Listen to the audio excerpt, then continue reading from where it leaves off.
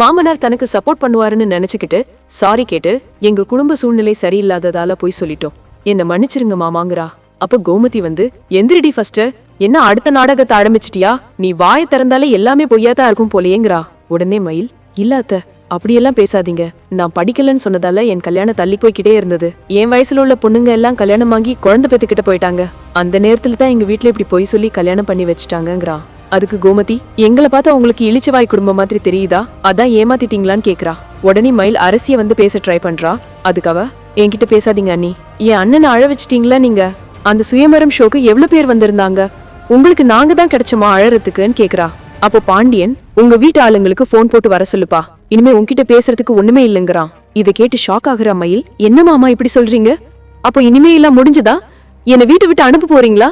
எல்லாமே முடிஞ்சுதா மாமான்னு கேக்குறா. அதுக்கு பாண்டியன், இந்த பிரச்சனைக்கு யார் காரணமோ அவங்க கிட்ட நான் பேசிக்கிறேங்கிறாரு. நீ இப்ப உங்க அம்மா அப்பாக்கு போன் போட போறியா இல்ல நானே அடிக்கவான்னு கேக்குறான். உடனே மயில், நானே பண்றேன் மாமான்னு சொல்லிட்டு ரூம்குள்ள போய் கதவை சாத்திக்கிறா. கொஞ்ச நேரத்துல அரசி, என்னையம்மா போன் பண்ண சொன்னா உள்ள போய் கதவை சாத்திட்டா, ஏதாவது பண்ணிக்க போறாளோங்கிறா. அதுக்கப்புறம் ஒருத்தரா வந்து கதவை தட்ட மயில் திறக்காம இருக்கா. அப்போ பாண்டியன் கடைசியா கேக்குறமா, நீ இப்போ உன் வீட்டுக்கு போன் பண்றியா இல்ல நான் பண்ணவான்னு கேக்குறான். உடனே அவ கதவை திறக்கிறா. மயிலோட அப்பாக்கு போன் பண்றான் பாண்டியன். அவங்கள வீட்டுக்கு வர சொல்றான். இதனால மயில் என்ன பண்றதுன்னு தெரியாம முழிக்கிறா.